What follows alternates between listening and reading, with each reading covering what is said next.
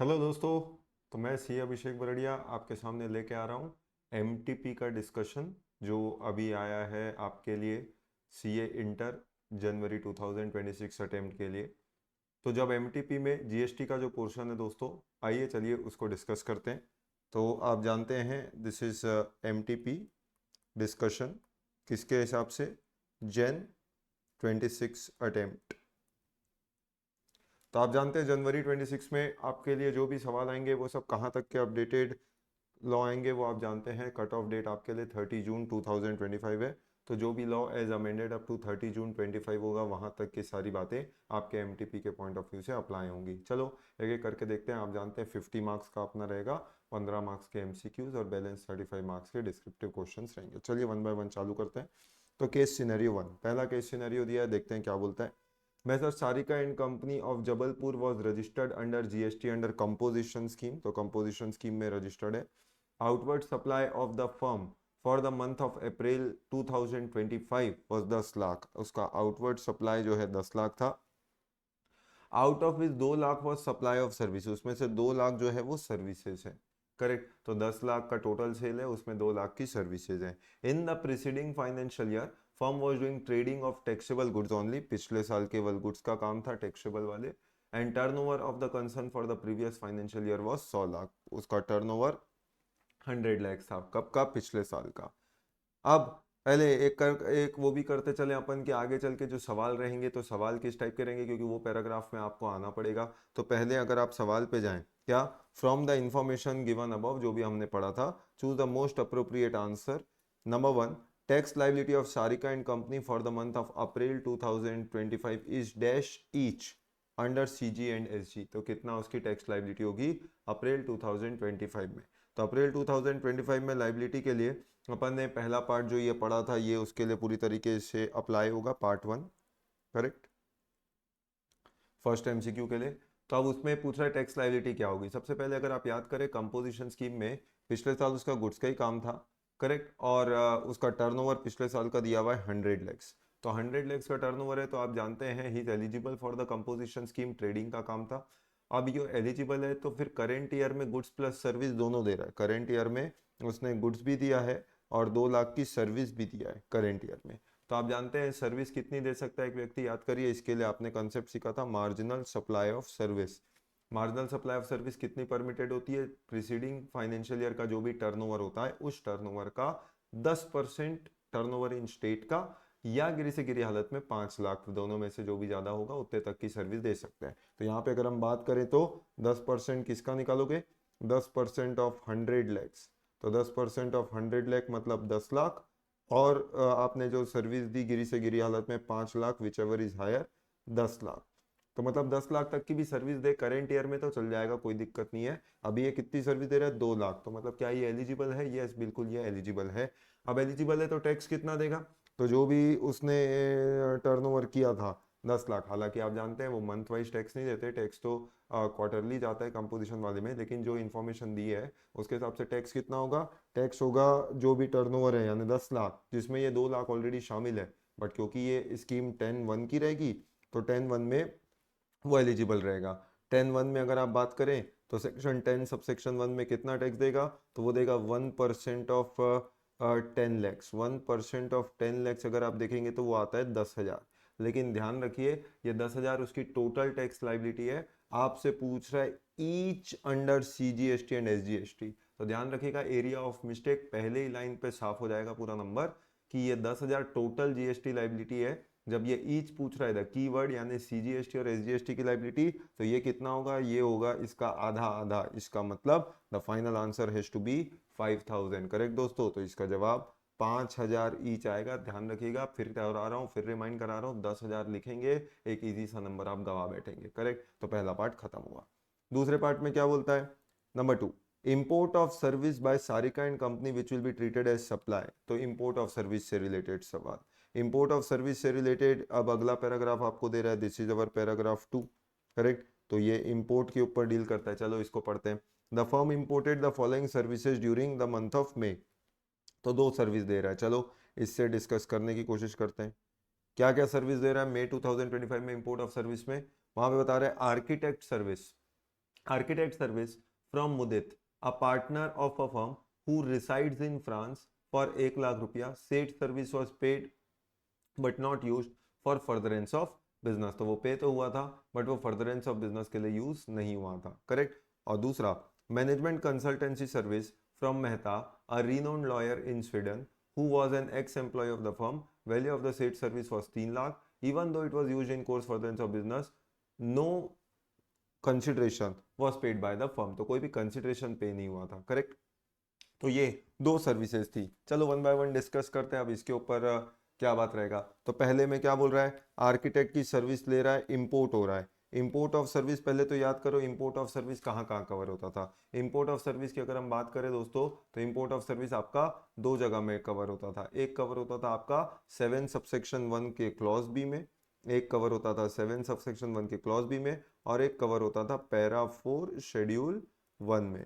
Correct. तो एक cover होता था पैरा 4 शेड्यूल 1 में. 7 सबसेक्शन 1 क्लॉज बी में क्या कवर होता था, any import of service for a consideration whether or not in course furtherance of business. क्या ये इंपोर्ट ऑफ सर्विस है? यस, ये इंपोर्ट ऑफ सर्विस है. फॉर अ कंसिडरेशन है? यस. तो import of service for a consideration है. Whether or not in course furtherance of business नहीं भी हो तो भी कोई फर्क नहीं पड़ता. क्या यहाँ पे 7(1)(b लग रहा है? The answer is yes. यहाँ पे 7(1)(b लग रहा है. तो ये तो सप्लाई है. ये सप्लाई कहाँ बना? 7(1)(b का सप्लाई बना सेक्शन.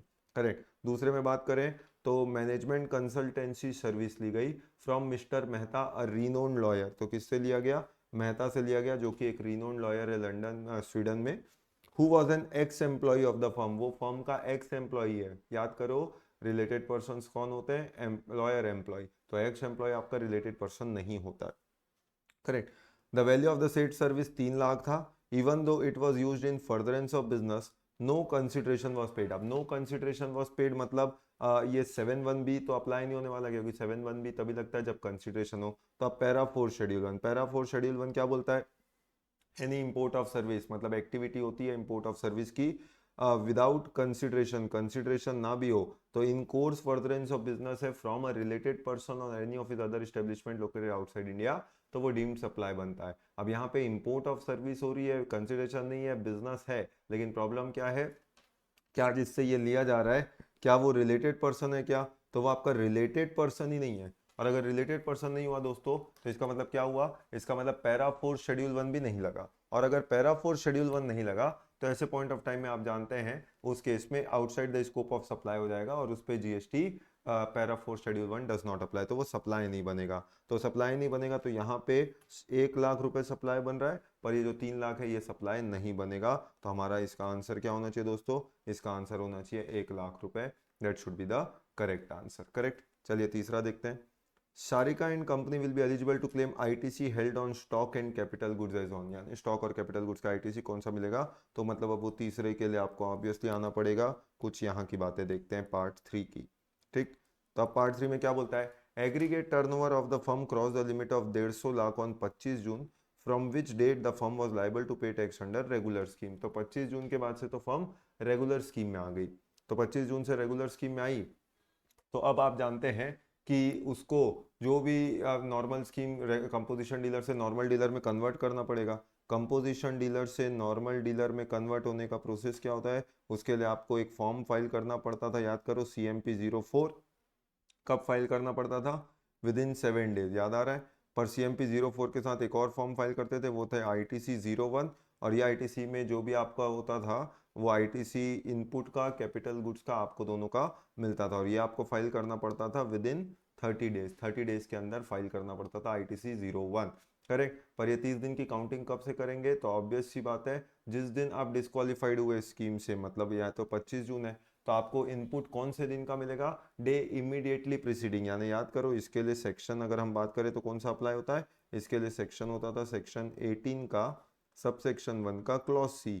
यानी 18 के सबसेक्शन 1 के क्लॉज सी में जब आप जाके पढ़ते हैं तो आपको पता चलता है कि इनपुट कौन से दिन का मिलेगा? Day immediately preceding the day on which you are liable to pay tax under the regular scheme. तो रेगुलर स्कीम आप 25 जून में थे, तो उसका प्रीसीडिंग डे मतलब 24 जून. तो इसका मतलब आपको इनपुट कौन से दिन का मिलना चाहिए?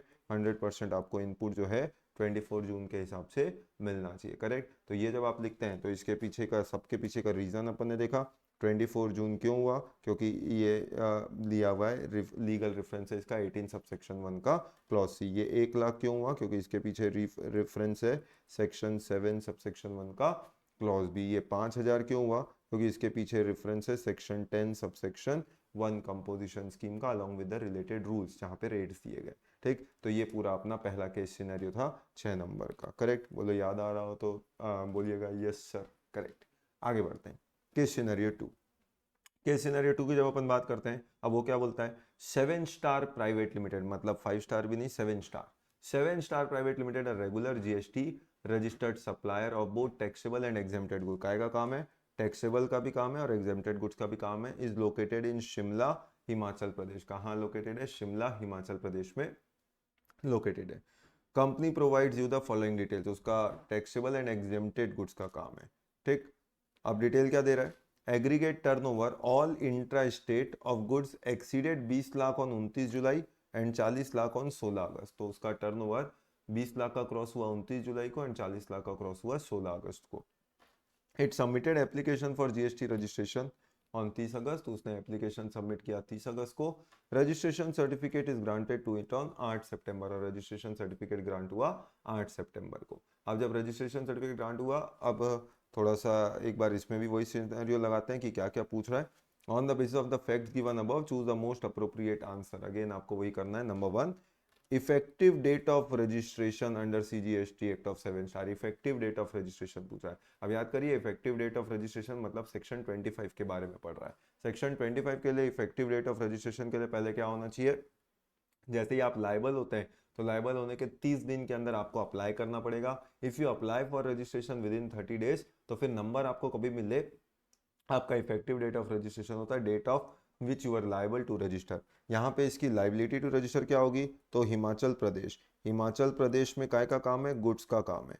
अगर एक्सक्लूसिव सप्लायर ऑफ गुड्स है तो हिमाचल प्रदेश के लिए लिमिट क्या होती है? याद करो, अपने पास 3 लिमिट होती थी जीएसटी में रजिस्ट्रेशन की, 10 लाख, 20 लाख और 40 लाख। करेक्ट? 10 लाख आप जानते हैं केवल कितने स्टेट्स पे लगता था? 4 स्टेट्स पे। ठीक, 4 स्टेट्स आपको याद करें, जो बच्चे मुझसे पढ़े हुए हैं उनको पता है 4 स्टेट्स का मतलब क्या होता है। तो मणिपुर, मिजोरम, नागालैंड और त्रिपुरा। वैसे ही 20 लाख की अगर अपन बात करें तो 20 लाख में जो खाली गुड्स का काम करते हैं ऐसे 6 स्टेट्स हैं जिनके लिए लिमिट 20 लाख है। सवाल है क्या हिमाचल प्रदेश उन 6 स्टेट्स में आता था? The answer is no. तो हिमाचल प्रदेश किस में आता है? बचे हुए इसमें, इस कैटेगरी में आता है। तो यानी 40 लाख टर्नओवर जब क्रॉस होता है तब वो लाइबल टू रजिस्टर होता है। अब 40 लाख का टर्नओवर कब क्रॉस हुआ? यहाँ पे 16 अगस्त को। तो 16 अगस्त को वो लाइबल था। 16 अगस्त को लाइबल होने के अब उसे अप्लाई करना पड़ेगा 16 अगस्त के 30 दिन के अंदर अंदर।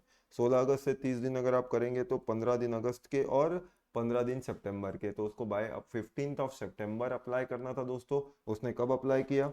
उसने अप्लाई कर दिया 30 अगस्त को, यानी एप्लीकेशन दिया 30 अगस्त को। क्या विद इन 30 डेज अप्लाई हो गया? The answer is yes, with in 30 days apply हुआ। रजिस्ट्रेशन सर्टिफिकेट मिला 8 सितंबर को। अब मैं बोलता हूँ रजिस्ट्रेशन सर्टिफिकेट कभी भी मिले, इफेक्टिव डेट ऑफ रजिस्ट्रेशन क्या रहेगा? Date of liability. और डेट ऑफ लाइबिलिटी जो है वो है 16 अगस्त। तो इस केस में आपका effective date of registration has to be 16 August, कोई और ऑप्शन नहीं हो सकता इसमें। करेक्ट। अगला, date by which invoice must be issue to Alice limited. अब अलाइस लिमिटेड से रिलेटेड क्या इंफॉर्मेशन है वो देखते हैं। करेक्ट, तो अब अलाइस लिमिटेड ये वाला पार्ट जो है वो आपने पूरा यूज किया किसमें? पैरा 1 में, यानी ये आपका पैरा 1 से यूज हो गया, MCQ 1 से। करेक्ट। अब बात करते हैं अलाइस लिमिटेड की। It also entered into a contract with Alice limited of Manali Himachal Pradesh on 10 सितंबर। 10 सितंबर को कॉन्ट्रैक्ट किया। क्या? For supply of taxable goods worth 15 lakh. 15 lakh के टैक्सेबल गुड्स का कॉन्ट्रैक्ट किया गया। The payment for the same was received on 12 September. Payment भी उसका मिल गया 12 सितंबर को। बात हुई 10 सितंबर को, पैसा भी मिल गया 12 सितंबर को। Goods were scheduled for delivery on 25 September but were remove from factory on 24 September. Factory से रिमूव हो गए 24 सितंबर। मतलब सीरीज ऑफ इवेंट्स क्या हुए होंगे? अगर आप सीरीज ऑफ इवेंट्स की बात करें तो सबसे पहले आज अगर हम बात करें कि सीरीज ऑफ इवेंट्स क्या क्या रहा होगा, सबसे पहले 10 सितंबर को एग्रीमेंट हुआ। 10 सितंबर को एग्रीमेंट हुआ। उसके बाद 12 सितंबर को पेमेंट आया। 12 सितंबर को पेमेंट आया। उसके बाद शेड्यूल्ड डिलीवरी थी 25 सितंबर। 25 सितंबर बात हुआ था डिलीवर करने का गुड्स को। गुड्स एक्चुअली रिमूव्ड हुए फैक्ट्री से 24 सितंबर, रिमूवल ऑफ गुड्स। तो रिमूवल ऑफ गुड्स जो था वो हुआ 24 सितंबर को। अब आपसे पूछ क्या रहा है, आपसे पूछा date by which invoice must be issued. अब इनवॉइस की अगर अपन बात करते हैं तो इनवॉइस कब इशू होना चाहिए, इसके बारे में अवेलेबल है सेक्शन 31। तो इनवॉइस कब इशू होना चाहिए उसके बारे में सेक्शन 31 है। गुड्स का केस है तो 31 सब सेक्शन 1। जहाँ पे it involves movement of goods तो आप जानते हैं ऑन और before removal of goods from the factory invoice issue होना चाहिए। Where it does not involve movement of goods, so before handing over of goods or delivery of goods to the recipient invoice issue हो जाना चाहिए। अब यहाँ पे भले ही बात 10 सितंबर को हुई थी, पैसा 12 सितंबर को आ गया, गुड्स जाना था 25 सितंबर को, पर गया कब, गया तो 24 सितंबर को ना। अगर गुड्स गया 24 सितंबर को रिमूव फ्रॉम द फैक्ट्री तो बोलो इनवॉइस कब इशू होना चाहिए था, ऑन और before removal of goods from the factory, मतलब 24 सितंबर या उससे पहले। 24 सितंबर के बाद इनवॉइस इशू करोगे तो आफ्टर ड्यू डेट का केस बन जाएगा। तो यहाँ पे आपको इनवॉइस इशू करना चाहिए था 24 सितंबर या उससे पहले, करेक्ट। तो इसलिए आपका करेक्ट आंसर यहाँ पे बनेगा invoice should be issued is by 24 सितंबर। तो तब तक आपको इनवॉइस इशू करना चाहिए था। अगला, the amount of interest payable for delay in payment of GST as per section 50 of the CGST act. कितना इंटरेस्ट पेबल होगा, इंटरेस्ट का कैलकुलेशन है। अब आप जानते हैं इंटरेस्ट का कैलकुलेशन जो है वो सेक्शन 50 गवर्न करता है। उसके लिए पहले इंटरेस्ट से रिलेटेड पैराग्राफ पढ़ना पड़ेगा। क्या है देखते हैं, point number 3, it has opted to file monthly filing of 3B and file 3B return for the month of September on 19 दिसंबर। Prescribe due date to file the set 3B was 20 October. सितंबर का return कब तक file हो जाना चाहिए था, 20 अक्टूबर तक फाइल होना जाना चाहिए था। Amount of net GST payable in cash on supplies made for September month work out to be 56,000 which was paid on 19 December. मतलब सीधी सी बात है, अब इंटरेस्ट करना है कैलकुलेट, तो इंटरेस्ट कैलकुलेशन के लिए कितनी चीजें चाहिए, प्रिंसिपल, रेट और टाइम।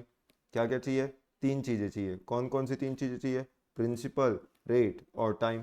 प्रिंसिपल क्वेश्चन में दिया हुआ है 56,000, रेट आप जानते हैं इंटरेस्ट के लिए होता है 18%, टाइम, अब टाइम क्या होगा, तो टाइम के लिए सीधी सी बात है, कब महीने का था, सितंबर, जिसका ड्यू डेट क्या था, 20 अक्टूबर। तो 20 अक्टूबर को ही पैसा गवर्नमेंट को मिल जाना चाहिए था, आप दे रहे हैं 19 दिसंबर को। तो टाइम अगर आप बात करें तो 20 अक्टूबर से 19 दिसंबर, यानी अगर आप कैलकुलेट करें तो अक्टूबर के हो गए 11 दिन, अक्टूबर के 11 दिन के बाद नवंबर के 30 दिन और दिसंबर के 19 दिन। तो इवेंचुअली अगर हम काउंट करें टोटल डेज होते हैं 60। अब टोटल डेज अगर आपके हो गए 60 तो इवेंचुअली अब इंटरेस्ट कितना होगा, तो इंटरेस्ट का अगर आप कैलकुलेशन करेंगे, कितना कैलकुलेशन करेंगे, 56,000 का 18% 60 डेज के लिए। अगर ये अपन कैलकुलेट करते हैं तो चलो कैलकुलेट करके आप चेक भी कर लीजिए कि आपका इंटरेस्ट कितना आ रहा है। तो इसका मतलब 56,000 का 18% 60 डेज के लिए। तो अगर ये आप कैलकुलेट करते हैं तो इसका मतलब हमारा आंसर क्या आता है, 1656.98, मतलब नियरेस्ट रूपी में अगर राउंड ऑफ करें तो 1657। तो आपका देखिए इंटरेस्ट जो आ रहा है, इंटरेस्ट आ रहा है 1657। तो ये अपन ने कैलकुलेट करके भी देख लिया, तो ये हमारा आंसर आ गया 1657। तो ये दूसरा केस सिनेरियो 6 नंबर का ये भी हमारा कंप्लीट होता है। इसका मतलब थोड़े से अगर अपने इसके आंसर देखें तो मिला भी लें कि एमटीपी के आंसर से हमारे आंसर्स मैच हो रहे हैं कि नहीं। तो ये 5,000, 1,24 जून, यही हमने फर्स्ट वाले का निकाला था आंसर। और दूसरे वाले का अगर आप बात करें तो 16 अगस्त, 24 सितंबर और 1657। तो ये दोनों केस सिनेरियोज अपने खत्म हुए। ठीक, अगला, अब इंडिपेंडेंट एमसीक्यू देखते हैं। इंडिपेंडेंट एमसीक्यू क्या बोलता है, Kedar and associate made an application for cancellation of GST registration in the month of March due to closure of business. तो क्लोजर ऑफ बिजनेस के लिए एप्लीकेशन दिया मार्च में। Its application for cancellation of GST registration was approved with effect from 4 September. उसका cancellation approve हुआ 4 सितंबर को by the officer by passing an order for the same on 14 September, और ऑर्डर आया 14 सितंबर को। अब इन द गिवन केस क्या पूछ रहा है, Kedar and associate is required to file its final return on और before 4 December, not required to file final return, required to file final return on before 30 September, required to file final return on before 14 दिसंबर। तो final return जो है, final return का law क्या है, अब आप जानते हैं फाइनल रिटर्न के बारे में दिया हुआ है सेक्शन 45। तो 45 जो है वो क्या बोलता था, फाइनल रिटर्न आपको फाइल करना पड़ता है विद इन 3 मंथ्स। 3 मंथ कब से, डेट ऑफ कैंसिलेशन और date of order approving cancellation जो भी है, whichever is later, whichever is later. तो डेट ऑफ कैंसिलेशन था 4 सितंबर, लेकिन ऑर्डर दिया गया था 14 सितंबर को, तो 3 महीना कहाँ से गिनेंगे, 14 सितंबर से गिनेंगे। अब 14 सितंबर से 3 महीना अगर आप जोड़ेंगे तो अक्टूबर, नवंबर, दिसंबर, 14 दिसंबर। तो meaning thereby required to file final return on और बिफोर 14 दिसंबर। तो ये वाला ऑप्शन जो है ये आपका सही बैठता हुआ दिख रहा है कि फाइनल रिटर्न फाइल करना पड़ेगा 14 दिसंबर। रेफरेंस आप चेक कर सकते हैं सेक्शन 45 से। करेक्ट। तो ये वाला एमसीक्यू भी हो गया। Last, mister Suresh, a supplier of ready-made garments, issued an invoice to a customer and erroneously charged a higher value of by 54,000। तो 54,000 की हायर वैल्यू चार्ज की गई। Such an invoice was issued on 15 October, और invoice भी issue हो गया 15 अक्टूबर को। Which document is required to be issued by the company in respect of invoice issued on 15 अक्टूबर।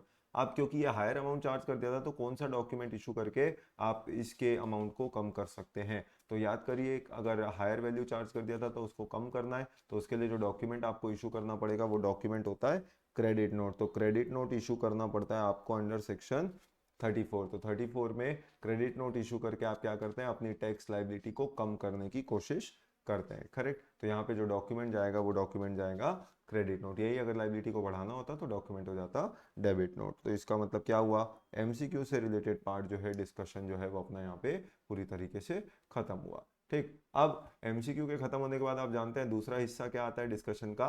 दूसरा हिस्सा आता है अपना डिस्क्रिप्टिव क्वेश्चंस का। अब डिस्क्रिप्टिव क्वेश्चंस में आप जानते हैं अलग अलग टॉपिक से कुछ प्रैक्टिकल सवाल भी आएंगे, कुछ थ्योरी सवाल भी आएंगे। चलो उसको भी देख के बनाने की कोशिश करते हैं। प्रैक्टिकल सवाल पहला, अब आप जानते हैं number 1, Messrs bright consultancy service a GST registered firm in Lucknow. कहाँ की है, काम की चीजें अपन पहले निकाल लें। तो एक जीएसटी में रजिस्टर्ड है, कहाँ की, लखनऊ की। Provides the taxable consultancy service and also trades in office equipment. तो मतलब सर्विस का भी काम है और ऑफिस इक्विपमेंट में ट्रेड करने का मतलब गुड्स का भी काम है। It furnishes you the following details for the month of November. तो नवंबर महीने की कुछ डिटेल दे रहे हैं, ABCDEFGH। आप जानते हैं पहले IJ मतलब J तक की इंफॉर्मेशन आप जानते हैं। पहला काम होता है कि नोट्स को पढ़ के एक बार के लिए नोट्स की चीज़ें खत्म करो, ताकि आप पॉइंट्स पढ़ेंगे तो आपके दिमाग में रहेगा। तो पहला क्या बोलता है नोट्स, ओपनिंग ITC 0 है, चलो अच्छा हो गया। ITC का ओपनिंग इन्फॉर्मेशन कुछ नहीं है। All amount exclusive of GST unless कहीं कुछ खुद बोले तो ये भी क्लियर हो गया। रेट जो है GST का 9% है, 18%, और सर्विस का भी 9% 18% है। तो रेट 18% लेना है। Condition for availing ITC satisfied है, subject to restriction under the law. तो ये भी पक्का हो गया। Mister Pranay turnover in the preceding financial year was 25 lakh. पता नहीं कोई बीच में आएगा मिस्टर प्रणय, कौन होगा देखेंगे। उसका टर्नओवर पिछले साल का 25 लाख है। करना क्या है, net GST payable in cash by bright consultancy service for the month of November, ये अपने को देखना है। ठीक। तो ब्राइट नेट GST लाइबिलिटी कितनी होगी ये डिस्कस करना है। अब डिस्कस करना है तो चलो एक एक करके कितने पॉइंट्स हैं, HIJ। ठीक। तो J तक के पॉइंट्स है जिसको अपने को डिस्कस करना है। पहला, provides consultancy services to Alpha limited registered in Lucknow UP for 5 lakh. तो 5 लाख का उसने क्या किया, अल्फा लिमिटेड को एक सर्विस दी लखनऊ की। खुद भी कहाँ का है, लखनऊ का। लखनऊ वाले ने लखनऊ वाले को सर्विस दी, तो बोलो क्या होगा, ये इंट्रा होगा। और इंट्रा होगा तो बोलो इस पे टैक्स क्या लगेगा, इस पे टैक्स लगेगा CG और SG। तो CG प्लस SG यानी इस हिसाब से टैक्स लाइबिलिटी आएगी। अब टैक्स लाइबिलिटी की अगर मैं बात करूँ तो इसका मतलब अगर अपन इसको लेके चलते रहें तो इसका मतलब सिंप्लीफाइड लैंग्वेज में फिर कैलकुलेशन क्या है उस पर तो अपन आ ही जाएंगे, पर अपना पार्ट पहले देख लेते हैं। तो अपना कैलकुलेशन कैसे होना चाहिए। ठीक। तो आउटपुट, सबसे पहले अगर आउटपुट में आप बात कर लें तो आउटपुट में आप GST लाइबिलिटी में आप जानते हैं CGST भी होता है, फिर SGST भी होता है, फिर IGST भी होता है। ठीक। तो पहले वाले की वैल्यू जो है आप जानते हैं आउटपुट वैल्यू कितनी है, 5 लाख। अब वो 5 लाख है और इंटर स्टेट है, तो 5 लाख के हिसाब से आप टैक्स जो है निकाल सकते हैं 45,000 और 45,000। ठीक। तो ये आपका आउटपुट टैक्स लाइबिलिटी आएगा। ठीक। अगला, provide consultancy service to Beta limited registered in Delhi for 3 lakh रुपए। तो अब क्या कर रहा है, Beta limited registered in Delhi, Delhi वाले को सर्विस दे रहा है। अब दिल्ली वाले को सर्विस दे रहा है तो आप जानते हैं ये क्या हो गया, इंटर हो गया। तो इंटर हो गया तो उसमें टैक्स क्या लगेगा, उसमें टैक्स CGSG नहीं लग के बल्कि क्या लगेगा, IGST। तो 3 लाख का 18%। पहला वाला था इंट्रा, दूसरा वाला है इंटर, क्योंकि वो खुद लखनऊ का है और दिल्ली वाले को सर्विस दे रहा है। तो इंटर स्टेट 3 लाख का 18% मतलब 54,000। तो 3 लाख का 54,000 ये भी हो गया। तीसरा, sold office equipment worth 7.5 lakh to the registered dealer in Kanpur UP. तो अभी ऑफिस इक्विपमेंट बेच रहा है, तो ऑफिस इक्विपमेंट बेच रहा है वापस कानपुर वाले को, कितने में बेच रहा है? 7.5 लाख। और 7.5 लाख में कानपुर वाले को बेच रहा है, तो मतलब अगेन इंट्रा हो गया। अब इंट्रा हो गया तो 7.5 लाख का 9%, 7.5 लाख का अगर आप 9% करेंगे, करेक्ट, तो 7.5 लाख का 9%, ठीक, तो 7.5 लाख का 9% मतलब 67,500। तो 67,500 ये आपका क्या बनता है? ये आपका अगेन CGSG की लाइबिलिटी बन जाता है, ठीक। Advance of 50,000 receive from a client in UP for IT support service to be rendered in December. ओहो, IT सपोर्ट सर्विस देना है दिसंबर में, उसके लिए एडवांस लिया है। अब एडवांस पे GST लगेगा कि नहीं? तो ये सर्विस है दोस्तों, ध्यान रखिएगा, सर्विस का एडवांस है, और सर्विस का एडवांस है तो सर्विस के एडवांस पे GST लगता है, करेक्ट। तो इसका मतलब जो सर्विस का एडवांस है 50,000, उस 50,000 एडवांस पे भी GST लगेगा। और इंट्रा है तो इसका मतलब अगेन टैक्स आएगा CG और SG, तो CG और SG के हिसाब से लगेगा। ये सर्विस है तो सर्विस पे एडवांस पे GST लगता है, ये भी अपन ने सीख लिया था। तो पॉइंट नंबर 4 का ट्रीटमेंट भी हो गया। उसके बाद परचेज कंप्यूटर वर्थ है, तो ये तो आउटपुट इनपुट से हो गया। पेड एनुअल मेंबरशिप फीस, ये भी इनपुट दिखता है। पेड ऑफिस रेंट 1 लाख रुपए to registered landlord, registered landlord को दे रहा है, तो मतलब ये भी इनपुट से रिलेटेड है, RCM आएगा नहीं। Purchase a car with seating capacity 5%, ये भी इनपुट से रिलेटेड है, RCM नहीं है। परचेज द डिलीवरी वैन, ये भी इनपुट है। Avail legal consultancy service from mister Pranay, हाँ अभी मिस्टर प्रणय की अपनी कुछ बात हुई थी, क्वेश्चन में दे रहा है मिस्टर प्रणय का टर्नओवर पिछले साल 25 लाख था, तो 25 लाख का टर्नओवर था उसका। अब उससे क्या किया है आपने? Availed legal consultancy service from Pranay an individual advocate, तो मतलब आपने एडवोकेट से सर्विस ली है। एडवोकेट से जब आप सर्विस लेते हैं तो याद करो वो केस बनता है रिवर्स चार्ज का या तो एग्जाम्शन का। एग्जाम्शन कब होता है? जब आपने अगर एडवोकेट से सर्विस ली है, तो जो बिजनेस ने सर्विस लिया है अगर वो बिजनेस का टर्नओवर थ्रेशोल्ड लिमिट के अंदर था प्रीसीडिंग फाइनेंशियल ईयर में, तो यहाँ पे उसकी लाइबिलिटी नहीं आती, वो सर्विस एग्जेम्प्ट हो जाता। अब मजे की बात है, पिछले साल का इसका टर्नओवर कितना था ब्राइट कंसल्टेंसी सर्विस का? ये पिछले साल का टर्नओवर नहीं दिया है, उल्टा क्या किया गया है क्वेश्चन में? क्वेश्चन में ध्यान से पढ़िए, क्वेश्चन में प्रणय का टर्नओवर दे दिया, जबकि प्रणय का टर्नओवर इररिलेवेंट होता है दोस्तों, अगर आपको अच्छे से कुछ ध्यान आ रहा हो। प्रणय के टर्नओवर से मेरी RCM की लाइबिलिटी डिसाइड नहीं होती, RCM की लाइबिलिटी डिसाइड होती है बेस्ड ऑन बिजनेस के टर्नओवर से, वो तो इन्फॉर्मेशन दी नहीं है।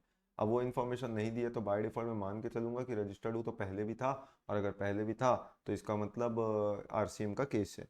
अब RCM का केस है तो आपने लीगल सर्विस ली है इंडिविजुअल एडवोकेट से 50,000 की, availed legal consultancy service from Pranay, तो RCM भी आएगा। RCM आएगा तो ये जितना भी अपन ने देखा था, ये तो किसकी लाइबिलिटी थी?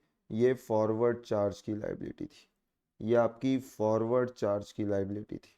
This was your liability under forward charge. तो अगर उसको आप देखोगे तो लाइबिलिटी अंडर फॉरवर्ड चार्ज मतलब अगर आप इसका टोटल लगा लें तो ये आएगा 54,000, ये आएगा अगर आप इसको जोड़ लें तो 67,500 प्लस 45,000 प्लस 4,500, तो 1,17,000, 1,17,000 ये आपका आउटपुट लाइबिलिटी फॉरवर्ड चार्ज में। वैसे ही रिवर्स चार्ज की अगर आप बात कर लें, रिवर्स चार्ज, तो रिवर्स चार्ज में आपके पास एक सर्विस आएगी, कौन से उसमें दिया हुआ है वो पॉइंट? Point number J। तो पॉइंट नंबर J में रिवर्स चार्ज की सर्विस है और वो भी 50,000 एडवोकेट से ले रहे हो, वो भी वहीं वाला, तो इंट्रा मतलब 4,500 का आपका रिवर्स चार्ज का लाइबिलिटी आता है। तो फॉरवर्ड हो गया और रिवर्स हो गया, दोनों की लाइबिलिटी आ गई अपनी, ठीक। अब उसके बाद बात करते हैं इनपुट की। अब जो अपने को कैलकुलेट करना है वो है इनपुट टैक्स। अब इनपुट टैक्स भी आप जानते हैं CGST का भी होता है, SGST का भी होता है, IGST का भी होता है। अब उसके लिए इनपुट के बारे में, इनपुट के बारे में क्या क्या इन्फॉर्मेशन अवेलेबल है, ये जितना हमने पढ़ा था ये पूरा क्या था? ये पूरा आउटपुट था। अब थोड़ा इनपुट की बात करते हैं। Number 1, purchase computer worth 2 lakh from registered supplier in Delhi, तो आपने रजिस्टर्ड सप्लायर दिल्ली वाले से कंप्यूटर खरीदा 2 लाख का, ठीक। तो क्या इसका ITC मिलेगा क्या? यस। तो अब कंप्यूटर खरीदा, कंप्यूटर का आईटीसी जो है वो आपको मिल जाएगा, तो 2 लाख का है और दिल्ली वाला है तो कहाँ जाएगा, सीधा आईजीएसटी। तो 2 लाख का 18% अगर आप देखेंगे तो मतलब कितना आ जाएगा, तो ये आ जाएगा आपका 36,000। ठीक, उसके बाद paid annual membership fees 60,000 to a recreational club for directors. तो एनुअल मेंबरशिप फी पे की गई, एनुअल मेंबरशिप फीस। अब आप जानते हो एनुअल मेंबरशिप फीस जो है वो क्या होती है, वो ब्लॉक होती है। उसे ब्लॉक किया गया है स्पेसिफिकली 17 सबसेक्शन 5 के क्लॉज बी में।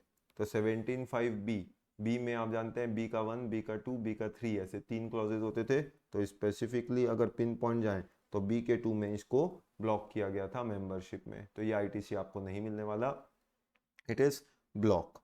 उसके बाद paid office rent 1 lakh to a registered landlord in UP, invoice reflected in CB. तो इसका मतलब रेंट पे किया और रेंट रजिस्टर्ड लैंडलॉर्ड को पे किया।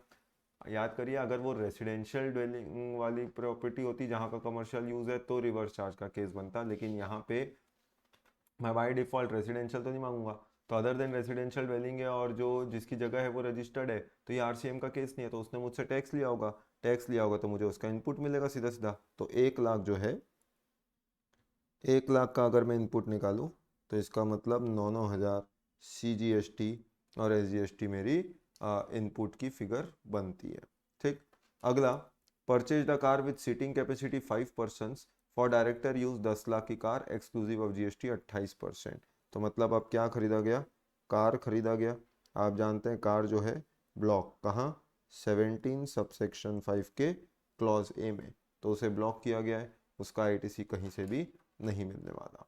उसके बाद purchase the delivery van for 12 lakh for transportation of office equipment, no depreciation claimed on the GST component. Delivery van मतलब motor vehicle design to carry goods, तो motor vehicle design to carry goods है तो उसका ITC मिलेगा कि नहीं, yes.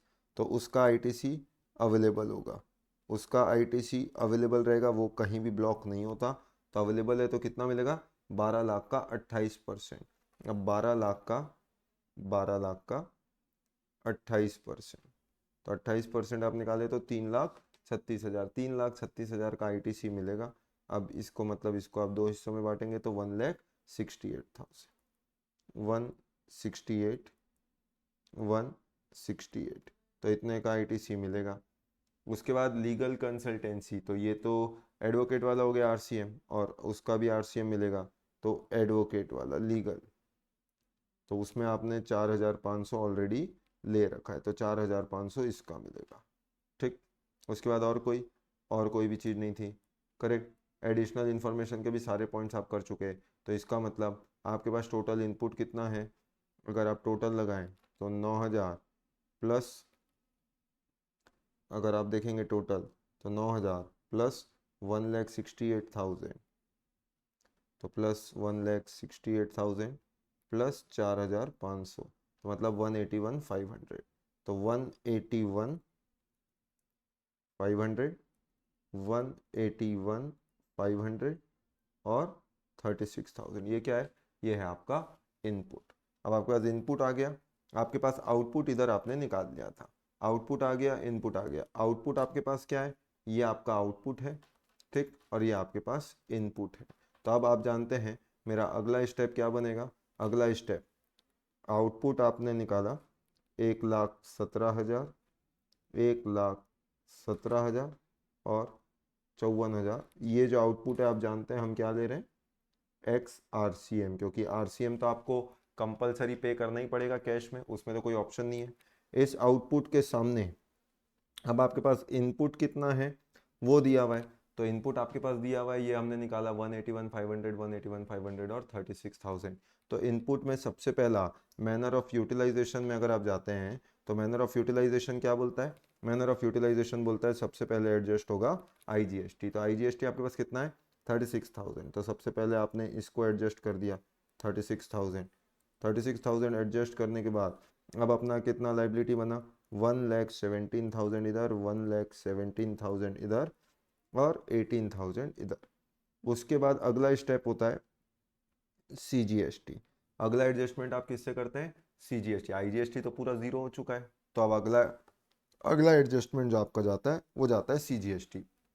CGST का input कितना है आपके पास, 181,500। 181,500 है, उसमें मैं चाहूँ तो 1,17,000 पूरा इससे यूज़ हो सकता है।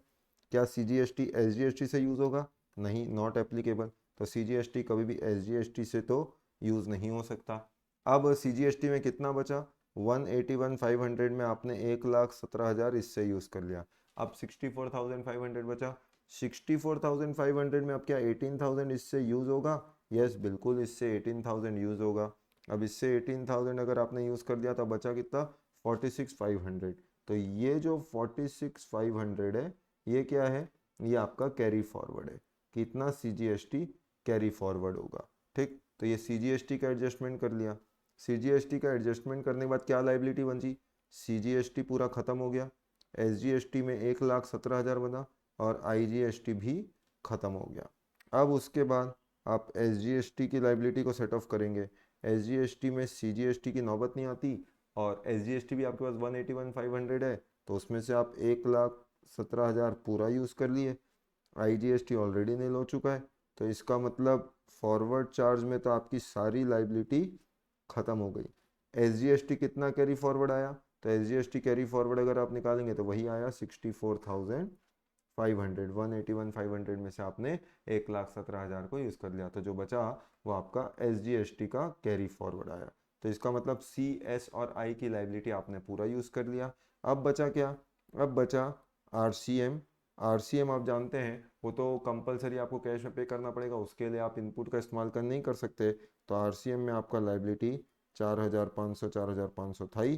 तो जब ये आपका लाइबिलिटी था तो मतलब टोटल GST लाइबिलिटी वो कैसे निकलेगा, तो GST लाइबिलिटी अगर हम निकालें तो इसका मतलब 4,500 इसमें, 4,500 इसमें और IGST में नील। ये मिनिमम GST लाइबिलिटी है जो आपका आना चाहिए। ठीक, तो ये मैं आपको एग्जैक्ट फॉर्मेट कैसे सॉल्व करना है, प्रॉपर वैसा फॉर्मेट नहीं, लेकिन आपको आंसर तक लेके आ रहा हूँ। फॉर्मेट कैसे प्रेजेंटेशन होता है ये आपको मैंने क्लास में अच्छी तरीके से सिखाया था, बट हमारा आंसर कुछ लगभग इसी पैटर्न पे जाएगा। ठीक, तो आउटपुट निकाला एज हमारा स्टेप 1, ये हमारा स्टेप 1 था, करेक्ट। उसके बाद इनपुट आपने निकाला, दैट वाज अवर स्टेप 2, यहाँ पे हमने स्टेप 2 किया। और उसके बाद मैनर ऑफ यूटिलाइजेशन को फॉलो करते हुए, यानी सेक्शन 49 सब सेक्शन 5 की बात करते हुए हमने अपनी लाइबिलिटी को एडजस्ट किया। तो ये हमारा क्या है, स्टेप 3। तो हमारा ओवरऑल लाइबिलिटी GST का 4,500 यानी टोटल 9,000 की GST लाइबिलिटी आई। तो ये हमारी GST लाइबिलिटी है और इतना आपका GST का कैरी फॉरवर्ड है। ठीक, तो अब इसका अगर आंसर देखें, चलो आंसर देखते हैं क्या आउटपुट हमारा उतना आ रहा है क्या। तो देखिए GST payable under forward charge. Forward charge की बात करें तो देखो टोटल आउटपुट टैक्स 1,17,000, 1,17,000, 54,000। क्या हमारा भी आया था क्या ऐसा कुछ, 1,17, 1,17, 54, जी मैच हो गया। चलो तो आउटपुट मैच हो गया। उसके बाद रिवर्स चार्ज, रिवर्स चार्ज में भी लाइबिलिटी हमारी थी 4,500 की, तो 4,500 की रिवर्स चार्ज की लाइबिलिटी भी होनी चाहिए। ठीक, तो वो 4,500 भी निकालेगा। देखिए लीगल सर्विस जो है आपका 4,500, 4,500, तो ये रिवर्स चार्ज की लाइबिलिटी हो गई। ठीक, तो हमारा रिवर्स चार्ज का पार्ट भी हो गया। ITC, ITC हमारा कितना आया, 181,500, 181,500 और 36,000। चेक करते हैं ITC। तो ITC हमारा कितना है, 181, 181 और 36। तो 181,500, 181,500 और 36,000 जो भी हमने डिस्कशन किया, तो ITC भी हमारा सही है। तो ये आपका ITC हो गया। ठीक, तो ITC का कैलकुलेशन मतलब 2 स्टेप तो हमारे सही हो गए। अब तीसरा स्टेप क्या है, तीसरे स्टेप में देखिए हमने पूरा मैनर ऑफ यूटिलाइजेशन से एडजस्ट किया और हमारी फाइनल लाइबिलिटी फॉरवर्ड चार्ज में नील आ रही है, रिवर्स चार्ज में 4,500 4,500 आ रही, तो फाइनल लाइबिलिटी 4,500 4,500 मतलब 9,000। ठीक, अब इसका देखते हैं, हमारा आउटपुट इनपुट मैच हो गया तो फाइनल भी मैच होना चाहिए। देखिए इसने GST लाइबिलिटी कैसे निकाला, ITC यूटिलाइज 181,500, 181,500 और 36,000 उतना यूटिलाइज कर दिया। तो नेट GST पेबल इसने यहाँ नील करके यहाँ 18,000 निकाल दिया। अरे दोस्तों देखिए फिर एरर, एरर क्या, यहाँ 18,000 कैसे आएगा, इस 18,000 से आपने इनपुट CGST भी तो है वो भी तो यूज़ करेंगे, तो ये रॉन्ग है, रॉन्ग है, मतलब ध्यान रखिएगा सजेस्टेड आंसर जो आया ये गलत आंसर है। आपको इस पे आंख बंद करके भरोसा नहीं करना है। जो आप पढ़ते हैं, जो कंसेप्ट आपने सीखा है, उस कंसेप्ट पे आपने भरोसा रखना है। ऐसे आखिरी मोमेंट पे कभी अगर ऐसे कुछ आंसर्स गलती हो जाती है तो ह्यूमंस एरर मान के, humans are born to commit mistake मान के माफ़ करिएगा। करेक्ट, बट ये मैं आपको बता दिया कि ये आंसर इसका नहीं हो सकता। करेक्ट, 18,000 जीएसटी पेबल आपका नहीं आएगा। फॉरवर्ड चार्ज आरसीएम की आपकी लाइबिलिटी 4500 ये तो सही है, पर ये लाइबिलिटी आपकी 18,000 नहीं आएगी, बल्कि ये जीएसटी आपका कैरी फॉरवर्ड में इतना फिगर जो हमने निकाला था इधर, वो वाला फिगर कैरी फॉरवर्ड में जाएगा। करेक्ट, तो आप इतने आंसर्स के साथ अपडेटेड रहिएगा। एग्जाम में चिंता मत करिएगा, एग्जाम में आप ऐसे सॉल्व करके आइएगा, पूरे नंबर आपको डेफिनेटली मिलेंगे। करेक्ट, तो आंसर रिलीज करने में गलती हो सकती है, आंसर चेक करने में गलती हो, ऐसा चांस कम होता है। ठीक, तो ये आपका पूरी तरीके से इसका आंसर, ये वाला पार्ट गलत है इसका। ठीक, तो आगे बढ़े। यस, भरोसा रखिए, यस भरोसा रखिएगा दोस्तों, जैसे आज तक रखते आए हैं इस पे भरोसा रखिए। आंसर जो हमने डिस्कस किया वो आपका सही रहेगा। ठीक, उसके बाद अगला, तो मतलब ये 10 नंबर हमें मिलने चाहिए पूरे। आगे बढ़े। यस, अगला, अब अगला आपसे पूछता है examine whether the activity of import of service in the following independent cases would amount to supply under section 7 of the CGS act. मतलब सप्लाई है कि नहीं है। अब सप्लाई है कि नहीं है पूछा है, मतलब ये आपका सवाल किससे हो गया।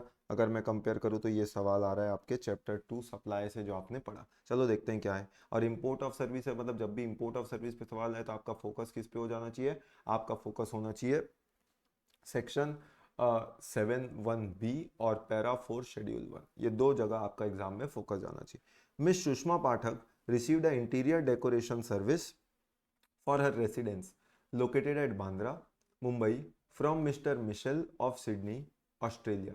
Amount paid for the said service is 5,000 Australian dollar. Correct, उसके बाद यानी अब आप देखिए मिस सुषमा पाठक से आपने इंटीरियर डेकोरेशन की सर्विस ली है रेसिडेंस के लिए, और उसके लिए 5,000 ऑस्ट्रेलियन डॉलर दिया। इसका मतलब क्या ये case of import of service है। जी हाँ, ये केस है इंपोर्ट ऑफ सर्विस का। इंपोर्ट ऑफ सर्विस भी है तो मतलब एक्टिविटी हो रही है। Yes, import of service. क्या बिजनेस है? नहीं है। क्या कंसिडरेशन है? यस। अगर ये तीनों चीजें होती है तो आप जानते हैं क्या लग जाता है, 7 सबसेक्शन 1 का क्लॉज भी लग जाता है। और 7(1)(b) क्या बोलता है, any import of service for a consideration whether or not in course furtherance of business is the duration. कुछ अगर आप देख रहे हो तो ये सेम सवाल जो मैंने आपको बुक दी थी, सेम ऐसा ही सवाल अपनी बुक में भी था दोस्तों। अगर उस सवाल पे आए तो जैसे फॉर एग्जांपल आपको जो मैंने बुक दी थी, उस बुक पे अगर अपन जाएंगे तो ऐसे कुछ सवाल वहाँ पे अपनी बुक में भी थे। ठीक, जैसे कि फॉर एग्जांपल अगर अपन देखें, ये देखिए, ये अपनी बुक में मतलब स्टडी मैट के में भी सवाल था आईसीआई के, वैसा ही सवाल आप देखिए लगभग मिलता जुलता है एमटीपी में भी आ गया। क्या पूछा गया, miss Shrinidhi Kaushik received interior decoration service for a residence located at Bandra from Rachel of Sydney Australia. Amount paid for said services 5,000 Australian dollar. तो बोले वो सप्लाई है कि नहीं है, तो इसका जवाब तो हमने यहीं पे निकाल लिया था। क्या निकाला था कि भैया 7 सबसेक्शन 1 का क्लॉज भी है, तो 7 सबसेक्शन बी में it would amount to supply. तो चेक करते हैं इसका सजेस्टेड में जवाब सप्लाई दिया है कि नहीं दिया। करेक्ट, तो supply includes import of service. इसमें क्या बोला गया, इसमें बोला गया सप्लाई के बारे में कि supply includes import of service. मतलब यहाँ पे आपको जो रेफरेंस देना है वो रेफरेंस किस चीज़ का देना है, यहाँ पे आपका रेफरेंस जाएगा 7 सबसेक्शन 1 के क्लॉज बी का रेफरेंस जाएगा। तो क्या बोला गया यहाँ पे, supply includes import of service for a consideration.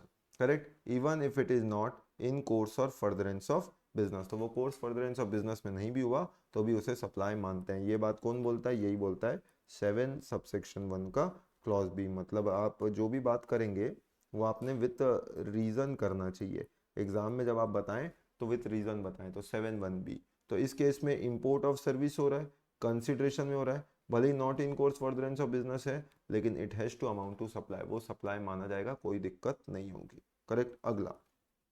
ठीक, अगला वापस सीधा अपने एमटीपी के सवाल में आते हैं। Yes, miss Sushma Pathak received interior decoration service for a residence located at Bandra, Mumbai from her brother Mr. Varun, residing in Sydney, wholly dependent on Miss Sushma. Further, Miss Sushma did not pay any consideration for the said service. मतलब again अभी क्या हो गया, अभी without consideration, मतलब activity है, yes activity है, business है, नहीं है, कंसिडरेशन है, कंसिडरेशन भी नहीं है यहाँ पे। करेक्ट, इंपोर्ट ऑफ सर्विस तो हो रहा है, करेक्ट, किससे कर रहे हो, वरुण से कर रहे हो, हु इज योर ब्रदर, और आप पे डिपेंडेंट है, मतलब आपका रिलेटेड पर्सन भी है, तो import of service from a related person तो कर रहे हो, लेकिन किसके लिए कर रहे हो, रेसिडेंस के लिए। रेसिडेंस मतलब कोर्स फर्दरेंस ऑफ बिजनेस नहीं और कंसिडरेशन भी नहीं है, दोनों चीज नहीं है दोस्तों, फिर तो ना पैरा 4 लगता है ना सेक्शन 7(1) भी लगता है, तो ये चीज तो सप्लाई नहीं हो सकती। करेक्ट, तो ये चीज सप्लाई नहीं बनेगी। इंपोर्ट ऑफ सर्विस, यही यहाँ पे आपको रेफरेंस, क्या यहाँ पे आपको रेफरेंस देना चाहिए 7(1) बी और पैरा 4 का। Import of service by taxable person from related person located outside India without consideration is treated as supply only if it is provided in course furtherance of business. तो ये क्या बता रहा है, ये तो आपको बता रहा है पैरा 4 शेड्यूल 1। फिर रिलेटेड पर्सन में कौन होता है बता रहा है, स्पाउस, चिल्ड्रन और parents, grand parents, brother, sister, अगर they are wholly mainly dependent. तो ये फैमिली का मतलब जो था वो आपने देखा था सेक्शन 2 क्लॉज 49 में। तो 249 फैमिली क्या होता था वो बताता था। तो ये सब मान लिया कि वो रिलेटेड पर्सन है आपका, आपने इंपोर्ट ऑफ सर्विस किया, लेकिन इसमें दो चीज़ें मिसिंग है। नंबर 1, एक तो बिजनेस नहीं है और दूसरा कंसिडरेशन भी नहीं है। दस miss Sushma and a brother, तो वो भले ही वो रिलेटेड तो हो सकते हैं क्योंकि वो होली डिपेंडेंट है, लेकिन उसने जो सर्विस लिया किसके लिए, रेसिडेंट के लिए ली है, which is not in course furtherance of business, तो इस केस में it would not be treated as supply. तो ये पैरा 4 के स्कोप से बाहर चला गया, ये सप्लाई नहीं बनेगा। करेक्ट।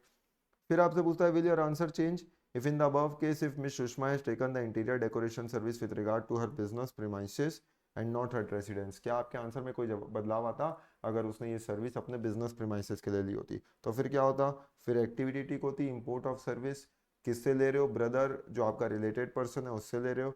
ब्रदर क्यों रिलेटेड पर्सन है, क्योंकि वो दे रहा है आप पे डिपेंडेंट है, Holi dependent on the person, तो इसलिए रिलेटेड पर्सन है। बिजनेस है, क्वेश्चन में बोल रहा है अगर बस ये इन्फॉर्मेशन चेंज कर दूँ तो क्या आंसर में बदलाव आएगा, कंसिडरेशन नहीं है, तो अगर कंसिडरेशन नहीं है तो फिर आप जानते हैं यहाँ पे क्या लग गया, पैरा 4 लग गया। तो पैरा 4 ऑफ शेड्यूल 1, जब पैरा 4 शेड्यूल 1 आप देखते हैं, any import of service from a related person or any of his other establishment located outside India even without consideration in course furtherance of business is a deemed supply. तो यहाँ पे वो सारी चीज़ें पूरी हो रही है, इसलिए शेड्यूल 1 का पैरा 4 जो है वो अप्लाई होगा इन फर्दरेंस ऑफ बिजनेस, और फिर हमारा आंसर जो है वो बदल जाएगा। तो उस केस में it would amount would be treated as supply, तो उसे सप्लाई माना जाएगा। ठीक, तो सप्लाई वाला पार्ट का क्वेश्चन अपना हो गया। अगला, Srinivas and sons, a partnership firm based in Nagpur Maharashtra is a wholesaler of taxable product X and product Y which is exempted by way of notification. तो मतलब दो प्रोडक्ट बनाता है, एक टैक्सेबल प्रोडक्ट एक्स और एक exempt product Y, only within the state of Maharashtra. कहाँ पे काम है उसका, सिर्फ महाराष्ट्र में ही काम है। Its aggregate turnover in the preceding financial year is 130 lakh, उसका एग्रीगेट टर्नओवर 130 लाख है। Firm wishes to opt for composition scheme, तो फर्म कंपोजिशन स्कीम ऑप्ट करना चाहती है 10, 1 और 2 में of the CGST act in the current financial year. However its accountant is of the view that person engage in making supply of exempt goods is not eligible for the set scheme discount. मतलब इन eligibility की बात कर रहा है कि कौन composition scheme में in eligible होता है। इन एलिजिबिलिटी के बारे में दिया गया है 10(2). 10(2) जो इन एलिजिबिलिटी है वो किसकी बात करता है, आपने कौन सा काम नहीं करना, नॉन GST सप्लाई का काम नहीं करना, यानी ऐसा जो कि नॉन लेविएबल टू टैक्स है, नॉट लेविएबल टू टैक्स। यहाँ पे एग्जेम्प्ट सप्लाई अलग होता है, नॉन लेविएबल टू सप्लाई अलग होता है। तो एग्जेम्प्ट सप्लाई तो आप दे सकते हो, उसके लिए कोई मनाही नहीं है। और जब कोई मनाही नहीं है तो कंडीशन क्या होती है कि आप प्रीसीडिंग फाइनेंशियल ईयर में अगर 150 लाख तक का आपका टर्नओवर था तो करंट फाइनेंशियल ईयर में 150 लाख तक आप कंपोजिशन स्कीम को ऑप्ट कर सकते हो 10(1)(2) में। तो यहाँ पे जो अकाउंटेंट का बोलना है कि भैया क्योंकि आपने एग्जाम सप्लाई किया तो आप कंपोजिशन स्कीम नहीं ले सकते, क्या उसका बोलना और मानना गलत है? The answer is no, 10(2) does not apply, तो वो क्या होगा, एलिजिबल होगा। अगेन आप ध्यान रखें, तो ऐसा ही सेम सवाल जब अपन ने जो बुक मैंने आपको दिया था, तो ये सेम सवाल अपन ने अपनी बुक में भी दौरान में देखा था। जैसे अगर मैं आपको बुक से उसे कोरिलेट करके बताऊं कि ये सवाल अपनी बुक में आपको कहाँ मिलेगा, तो ये सवाल अपन ने ऑब्वियस सी बात है देखा था।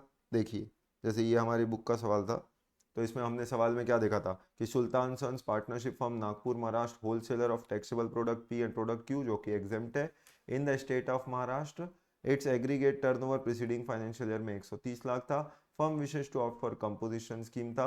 अकाउंटेंट का व्यू कि नहीं कर सकते, डिस्कस। करेक्ट, तो अगेन स्टडी मेट से रिलेटेड सवाल था पर अपनी बुक में भी अवेलेबल है वो पार्ट। तो ऐसे इंस्टेंसेस में सवाल ये था क्या कंपोजिशन स्कीम ले सकते हैं, तो it is eligible for composition scheme in the current year. तो ये तो इसका हो गया। चलो एमटीपी के आंसर से भी वेरीफाई कर ले कि ये चीज़ सही हो रही है कि नहीं। View taken by accountant of Shrinivasi not valid, obvious सी बात है, यही हमने देखा था। A registered person with aggregate turnover in preceding financial year up to 1.5 crore is eligible for composition levy in Delhi. अब बताओ दिल्ली कहाँ से आ गया, तो मतलब समझिए अगेन ह्यूमन एरर्स दोस्तों, yes you have to accept it. ठीक, तो ये दिल्ली जो है, ये दिल्ली पूरे क्वेश्चन में ही नहीं है, वो कहाँ का था, नागपुर महाराष्ट्र का। तो सेकेंड एरर जो अपन ने एमटीपी में निकाला, दूसरी गलती, कि बेसिकली महाराष्ट्र होगा आंसर में, ये दिल्ली छपा हुआ है। ठीक, further such person must not be engage in making any supply of good service which are not leviable to tax. क्या काम नहीं करना है, ऐसा काम जो नॉट लेविएबल टू टैक्स है, यही 10 सबसेक्शन 2 बोलता है। तो उसके अकाउंटेंट ने यही समझा कि भैया नॉट लेविएबल मतलब एग्जेम्प्ट को बोलते हैं, एग्जेम्प्ट सप्लाई अलग होता है, नॉट लेविएबल टू टैक्स अलग होता है। And must not be engaged in making any interstate outward supply of goods service for being eligible to pay tax under the scheme। इस केस में एग्रीगेट टर्नओवर 1.5 करोड़ के अंदर है, वो खाली इंटरस्टेट सप्लाई कर रहा है। प्रोडक्ट एक्स टैक्सेबल है, प्रोडक्ट वाई जो है इज लेविएबल टू टैक्स, दो एग्जेम्प्ट है।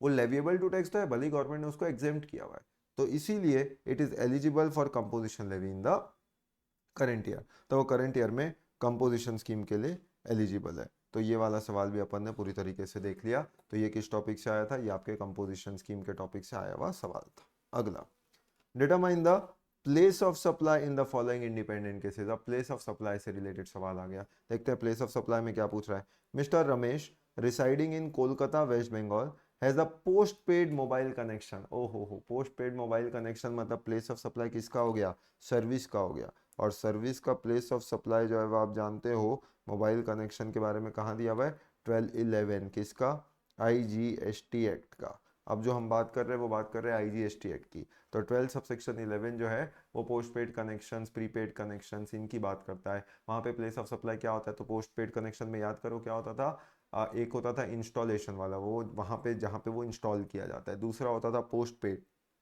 पोस्ट पेड के लिए प्लेस ऑफ सप्लाई क्या होता था, बिलिंग एड्रेस, तो बिल में जो एड्रेस लिखा रहता है।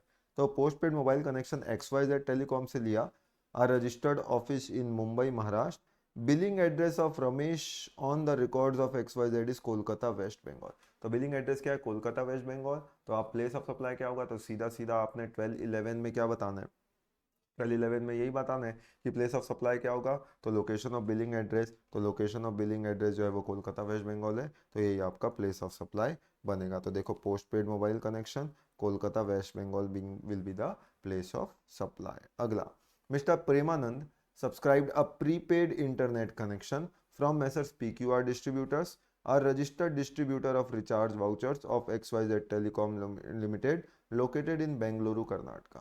It sells prepaid recharge vouchers to final subscribers in Chennai, Tamil Nadu. तो वो बेचता चेन्नई तमिलनाडु में, और वो रजिस्टर्ड है रिकॉर्ड्स में कहाँ, लोकेटेड इन बेंगलुरु कर्नाटका।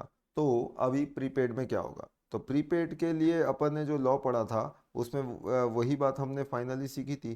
क्या सीखा था दोस्तों, प्लेस ऑफ सप्लाई में अगर अपन जाएं तो प्लेस ऑफ सप्लाई 12 सबसेक्शन 11 में अगर आप जाते हैं तो पोस्ट पेड कनेक्शन भी हम लाते हैं और प्रीपेड कनेक्शन भी लाते हैं। तो पोस्ट पेड का तो हमने देख लिया था, हमारा जवाब क्या होता था, मोबाइल कनेक्शन पोस्ट पेड होता था, तो बिलिंग एड्रेस आपका प्लेस ऑफ सप्लाई होता था। ठीक, और अगर प्रीपेड वाउचर्स होता था तो प्रीपेड वाउचर्स में क्या, प्रीपेड वाउचर्स में थ्रू अ सेलिंग एजेंट अगर करते थे तो फिर address of the selling agent लिया जाता था, और by any person to the final subscriber, तो लोकेशन जहां पे पेमेंट इज रिसीव्ड और वाउचर्स आर सोल्ड वो जगह रहता था। ठीक, तो यहाँ पे अगर प्रीपेड मोबाइल कनेक्शन है सप्लाइड थ्रू अ डिस्ट्रीब्यूटर है, place of supply shall be address of the distributor as per records of the supplier. PQR जो है वो लोकेटेड है बेंगलुरु में as per the supplier records, तो accordingly place of supply will be Karnataka even though vouchers are sold in Tamil Nadu. तो अब final subscriber जो खरीदेगा उसके लिए फिर प्लेस ऑफ सप्लाई जहाँ पे वाउचर्स बेचे वो जगह होता है, डिस्ट्रीब्यूटर जो बेचेगा, यहाँ पे आपको दोनों जवाब बताना चाहिए लॉजिकली कि फाइनल सब्सक्राइबर जब बेचेगा तो फिर जहाँ पे वाउचर बिका वो प्लेस ऑफ सप्लाई होगा, और अगर डिस्ट्रीब्यूटर वाला है तो जो रिकॉर्ड में एड्रेस में रिकॉर्ड है वो वाली जगह प्लेस ऑफ सप्लाई बनेगा। करेक्ट है, यस। तो ये भी हमारा खत्म हो गया। उसके बाद अगला एरिया, अगले सवाल पे आते हैं। तो दोनों प्लेस ऑफ सप्लाई के सवाल किससे जुड़े हुए आए? ये आया आपका टेलीकॉम से जुड़ा हुआ। उसके बाद Buland machine limited registered in state of Andhra Pradesh supplied a machinery to Rayan wind farms limited registered in the state of Karnataka. तो मशीनरी बेचा आंध्रा वाले ने कर्नाटका वाले को। However the machine was assembled and installed at the wind mill of Rayan wind farm which was located in the state of Tamil Nadu. मतलब ये कौन सा केस हो गया? Assembling installation at site. Assembling installation at site की अगर आप बात करोगे तो उसके लिए सेक्शन कौन सा रेफरेंस आता है? ये गुड्स का केस है, तो गुड्स के बारे में प्लेस ऑफ सप्लाई है 10 सबसेक्शन 1। 10 सबसेक्शन 1 में ओवरऑल 6 क्लॉजेस थे। असेंबलिंग और इंस्टॉलेशन एट साइट का प्लेस ऑफ सप्लाई कहाँ से आता है? वो आता है 10 सबसेक्शन 1 का क्लॉज डी। तो क्या बोलता है प्लेस ऑफ सप्लाई क्या होगा? प्लेस ऑफ सप्लाई वो जगह where the goods are installed. तो गुड्स यहाँ पे इंस्टॉल्ड कहाँ पे हो रहे हैं, असेंबल कहाँ पे हो रहे हैं? हो रहे हैं तमिलनाडु पे। तो प्लेस ऑफ सप्लाई जो है वो आपका तमिलनाडु रहेगा। करेक्ट। तो ये आपका प्लेस ऑफ सप्लाई से रिलेटेड भी सवाल हो गया। करेक्ट। तो अब अगला, यानी ये सारे सवाल अब हमसे बनते जा रहे हैं। थोड़ा अगले अगले सवाल में अब आते हैं। यस, अगला सवाल।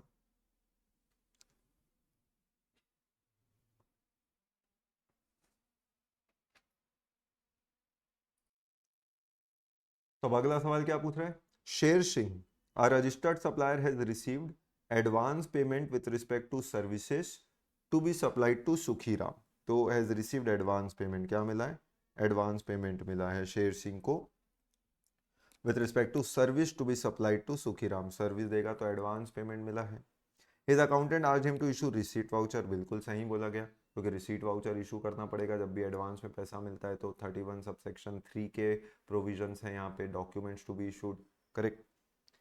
However, he is apprehensive as to what would happen in case receipt voucher is issued but subsequently no services are supplied. जब सब्सिक्वेंटली बाद में अगर सर्विस नहीं दी गई तो फिर क्या होगा? अभी मैंने रिसीट वाउचर तो इशू कर दिया, लेकिन व्हाट इफ बाद में अगर वो सर्विस ही नहीं दे पाया? तो कुछ याद आ रहा है? तो ये केस बनता है, फिर ऐसे वक्त क्या डॉक्यूमेंट जाना पड़ेगा? Refund voucher.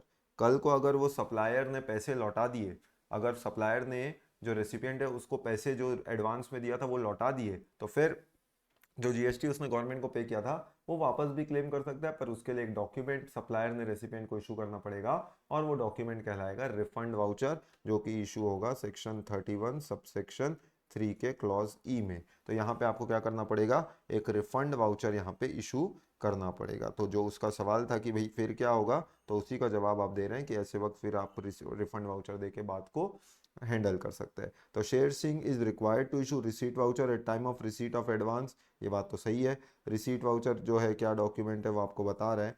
ठीक। Where on receipt of advance payment with respect to any supply of goods services or both registered person issues a receipt voucher but subsequently no supply is made and no tax invoice is issued in person thereof, the said registered person may issue to the person who has made a payment a refund voucher। और refund voucher जो है तो इसी में आपको reference देना पड़ेगा, और वही रेफरेंस क्या होगा? वो रेफरेंस होगा सेक्शन 31 सबसेक्शन 3 का क्लॉज। आप देखेंगे तो उसमें अपन क्लॉज में आते थे, तो आई थिंक क्लॉज ई के अंदर वो चीज़ आता था, बट 31 सबसेक्शन 3 की जो बात है वो हमने यहाँ पे डिस्कस कर ली। ठीक। तो ये रिफंड वाउचर के बारे में भी हो गया। अगला, does cancellation of registration imposes any tax obligation on the person whose registration is so cancelled। क्या रजिस्ट्रेशन कैंसिल होने पे कोई टैक्स ऑब्लिगेशन आएगा उस व्यक्ति पे जिसका रजिस्ट्रेशन कैंसिल हुआ है? बिल्कुल। जो रजिस्ट्रेशन कैंसिल होता है वहाँ के पूरे कॉन्सिक्वेंसेस 29 के अंदर आते हैं। 29(1) बताता है आपको ग्राउंड्स कैंसिल कब आप कर सकते हैं, 29(2) कब ऑफिसर आपका नंबर कैंसिल कर सकता है। लेकिन लाइबिलिटी क्या होगी? ये आपकी आती है 29(3) में। तो 29(3) जो है वो आपके ऐसे सिनेरियो में लाइबिलिटीज की बात करता है कि yes the cancellation of registration shall not affect the liability of the person to pay tax and other dues under this act or discharge any obligation under the act or the rules made thereunder for any period prior to date of cancellation। Cancellation से पहले की तारीख का जो भी आपका liability था वो लाइबिलिटी वैसा का वैसा बना रहेगा, उस पर इफेक्ट नहीं आएगा। ठीक। Further, every registered person whose registration is cancelled shall pay by way of amount by way of debit in the credit ledger or cash ledger equivalent to the credit of input tax in respect of inputs held in stock, semi-finished finished goods held in stock और capital goods। तो यही आपने देखा था 29(4). Correct. तो मतलब 29(3) और 29(4) इससे जुड़ा हुआ आपका पूरा लाइबिलिटी आया और वो कैलकुलेशन होगा in the manner prescribe that is 29(5). ठीक, तो मतलब कुल मिला के कॉन्सिक्वेंसेज जो हैं वो सेक्शन 29 के कैंसिलेशन को लेके आते हैं। ठीक, उसके बाद अगला सवाल, service provided by entity registered under 12 AB of the income tax are exempt from GST if such services are provided by way of charitable activity. Elaborate the term charitable activity. तो आप जानते हैं सीधा सीधा थ्योरी का ही सवाल हो गया कि चैरिटेबल एक्टिविटी क्या होता है। अब चैरिटेबल एक्टिविटी क्या होता है तो ये जानते हैं आप। सवाल किससे आ गया, ये सवाल आ गया एग्जाम्शन से। तो अब एग्जाम्शन में चैरिटेबल एक्टिविटी क्या होता है तो याद करो, 4 तरीके की एक्टिविटी को चैरिटेबल एक्टिविटी बोला गया था। एग्जाम्शन टॉपिक में आपने देखा होगा कि 4 तरीके की एक्टिविटी जो आपने चैरिटेबल, सबसे पहला एग्जाम्शन जो आप देखते हैं अपना service related to charitable and religious activity का था। तो इसमें आप सबसे पहला ही एग्जाम्शन जो देखते हैं चैरिटेबल रिलीजियस ट्रस्ट में, तो उसमें चैरिटेबल एक्टिविटी किसको बोला गया है, 4 तरीके की एक्टिविटी को चैरिटेबल एक्टिविटी बोला गया है। नंबर 1 पब्लिक हेल्थ से related by way of care, counselling हो या अवेयरनेस हो। दूसरा एडवांसमेंट ऑफ रिलीजन, स्पिरिचुअलिटी और योगा। तीसरा advancement of educational program, skill development. और चौथा preservation of environment including watershed, forest and wildlife. तो ये तो सीधा सीधा स्ट्रेट फॉरवर्ड आपका सवाल है, बिना इसमें दिमाग लगाए आप इसका जवाब आसानी से दे सकते हैं कि चैरिटेबल एक्टिविटी क्या होता है। तो ये थ्योरी का सवाल हो गया कि चैरिटेबल एक्टिविटी में वो 4 बातें आपको लिखनी है। उसके बाद अगला, or enumerate the legal provision to determine time of supply of service which are taxable under reverse charge. लो अब बचा कुछ और कितना सिंपल करे theory. Time of supply under reverse charge की भी थ्योरी पूछ लिया। अब time of supply under reverse charge मतलब आप जानते हैं सर्विस के बारे में दिया गया 13 में, टाइम ऑफ सप्लाई 12 और 13 होता है। 13 और रिवर्स चार्ज मतलब 13(3). तो आपको तो सीधा सीधा 13(3) क्या है उसका लॉ लिखना है। उसका लॉ क्या बोलता है कि टाइम ऑफ सप्लाई क्या होगा, तो याद करो 3 अलग अलग डेट निकालते थे टाइम ऑफ सप्लाई सर्विस में। रिवर्स चार्ज में 2 डेट निकाली जाती थी। 2 डेट क्या है, date of payment as entered in the books of account of the recipient. और डेट ऑफ पेमेंट निकालने का तरीका क्या होता था, डेट किस तारीख को डेबिट हुआ बैंक अकाउंट से और डेट किस तारीख को एंटर किया बुक्स ऑफ अकाउंट में, दोनों में से विच एवर अर्लियर। या फिर 60 days following the day of invoice, so day following 60 days from the date of issue of invoice. तो वो आपका आ गया। तो ये 2 डेट में से दोनों में से जो भी अर्लियर हो जाए वो आपका क्या बनता था, टाइम ऑफ सप्लाई बनता था। अगर किसी कारण से अगर आप वो डेट नहीं निकाल पाते तो date of issue of invoice by the recipient in case where invoice is to be issued by the recipient. फिर नॉट पॉसिबल टू डिटरमाइन हुआ तो type of supply shall be date of entry in the books of account of the recipient. मतलब simple language में यहाँ पे अगर हम बात करें तो आपको क्या लिखना है, सिंपल लैंग्वेज में आपको 13 सबसेक्शन 3 को रेफरेंस लेके पूरा जवाब अपना बना देना है। तो ये अनदर आपका सिंपल सा थ्योरी का सवाल था।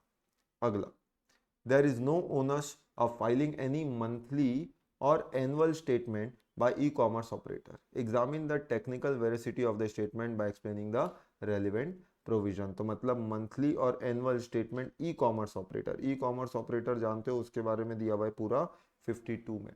तो मंथली और एनुअल स्टेटमेंट इसके बारे में भी जानते हैं। तो मंथली स्टेटमेंट 52(4) और एनुअल स्टेटमेंट 52(5). मंथली स्टेटमेंट हर महीने की 10 तारीख को आपको फाइल करना पड़ता था और एनुअल स्टेटमेंट जो है हर साल का 31 दिसंबर को फाइल होता है। वो फाइल होता है GSTR 9B में। करेक्ट, ये जो मंथली आप फाइल करते हैं तो ये फाइल होगा GSTR 8 में। तो ये पूरा अपना with respect to e commerce operator की टैक्सेबिलिटी उसके हिसाब से हुआ। ठीक, तो ये चैरिटेबल एक्टिविटी अपन ने देख लिया था। तो वैसे ही टाइम ऑफ सप्लाई के बारे में भी देख लिया और ये ई कॉमर्स ऑपरेटर। तो ई कॉमर्स ऑपरेटर के लिए दोनों स्टेटमेंट कुछ नहीं फाइल करना जो बोला गया था, वो स्टेटमेंट इनवैलिड है तो उसको मंथ में फाइल करना पड़ता है with in 10 days after the end of each month.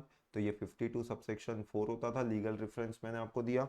और उसके बाद एनुअल स्टेटमेंट फाइल करना है जो कि 31 दिसंबर को फाइल करना है। ठीक, कमिश्नर के पास पावर है कि वो इन डेट्स को एक्सटेंड कर सकते हैं। तो ये क्या है, ये आपका एक तरीके से ई कॉमर्स ऑपरेटर से रिलेटेड सवाल हो गया और ये अपना पूरा एमटीपी का डिस्कशन हो गया जीएसटी का जनवरी 2026 का। करेक्ट। तो दोस्तों जितना भी अपन ने डिस्कस किया तो ये बेसिकली कुछ हमने यहाँ पे नया नहीं सीखा, जो बातें हमने पहले कभी पढ़ी थी अब आप रिवाइज कर रहे थे। रिवाइज के दौरान जहाँ भी जिस बात पे भी आपको लगा होगा कि आप फंसे हैं या वो रिकॉल नहीं हो रहा प्रोविज़न, तो आप उन प्रोविजंस को जाके देखिए ताकि एग्ज़ाम से पहले आप उन पॉइंट्स को भी पूरी तरीके से अपने ग्रिप में ला सके जो आपको लग रहा था कि इस एमटीपी में आपसे छूट गया रह गया। करेक्ट। तो चलिए, wish you all the very best, good luck for your upcoming exam.